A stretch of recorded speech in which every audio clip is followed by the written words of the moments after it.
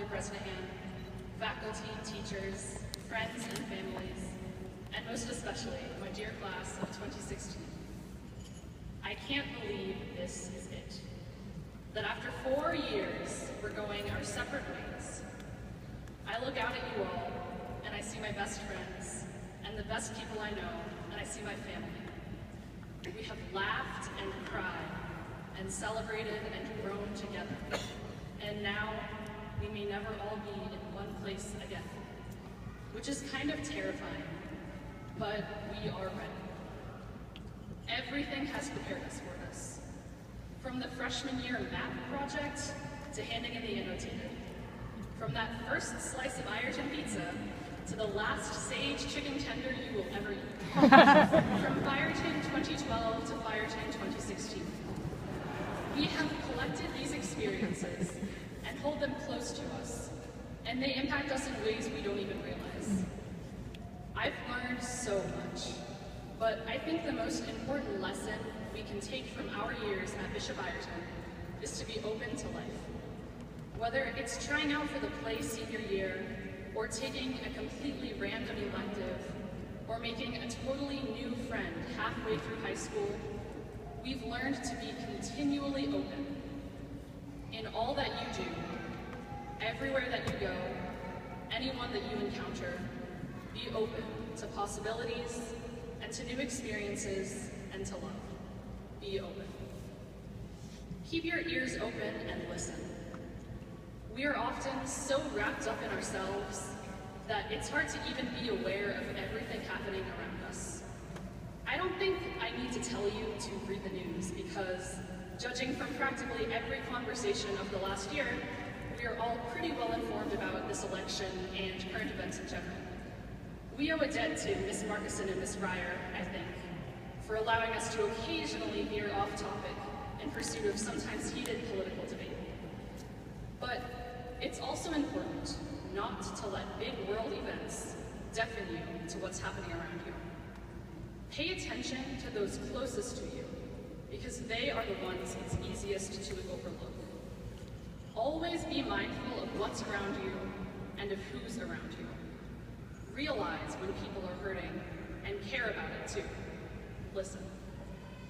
Keep your mouth open and speak. As I'm sure many of our teachers would agree, we are a class that enjoys talking. We discuss, we debate, we just talk. We are not a class that sits down and shuts up, but that's a good thing. Stand up and speak out.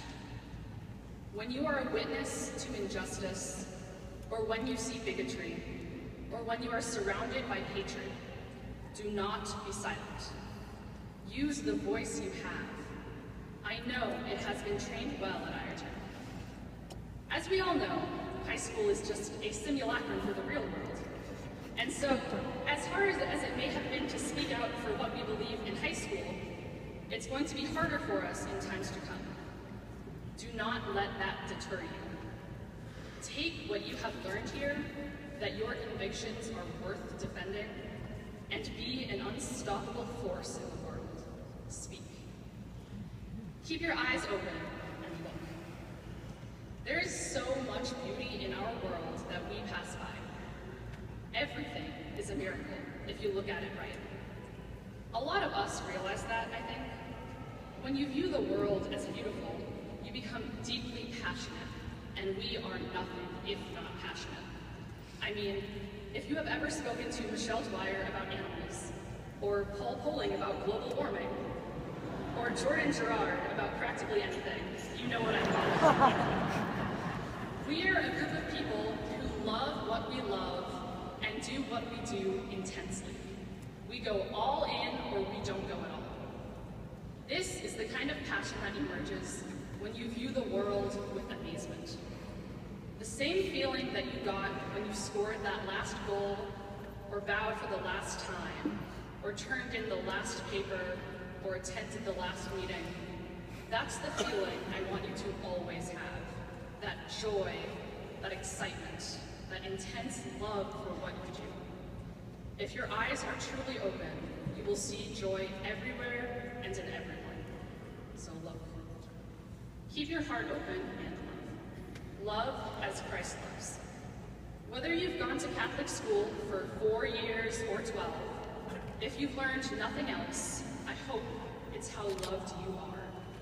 Yes, we may all be able to say that a sacrament is an efficacious sign of God's grace, instituted by Christ, etc.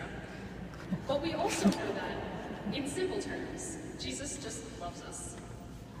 It seems morbid to some people that in every single classroom, Catholic schools post images of a bloody execution. But the crucifix is the lifelong reminder that I hope you carry with you forever. A reminder that you have been loved and you have been saved. That sacrifice cannot be in vain, though. We have to go out and live similarly. Be kind to everyone you encounter. Be selfless in your life. Treat others with the respect and the dignity they deserve. Live your life always mindful of others, and live your life mindful of God. I really believe that when you live lovingly, you are, as Francis de Sales would say, living Jesus. Now, this will not always be easy, and sometimes may seem impossible. But as someone recently said, the will of God will not take you where the grace of God cannot keep you. We have an incredibly strong foundation. We've seen countless examples at Bishop Ireton of people living love, from our faculty and teachers to our classmates. Remember these people. Remember the love you have been given and reciprocated. Love. If we keep our mouths and our ears and our eyes and our hearts open, we will truly lead incredible lives. This group of people is a force of nature. I've never heard of sheer willpower moving mountains, but if anyone could do it, it's the class of 2016. A wise man once tweeted, "Thou shalt change the game." That wise man was Matthew Espinosa. I think it's fitting that one of our own should say something so appropriate to our class. Thou shalt change the game indeed. I dare you to. I dare you to be incredible. I want you to shock people by how strongly you believe and by how completely you throw yourself into whatever you do and by how intensely you enjoy life. The fact that you are alive is a miracle. And I want to thank you all because you are the ones who taught me this. You taught me how to love being alive and to cherish every moment of it. So be open, listen well, speak loudly, see clearly, love bravely, live Jesus.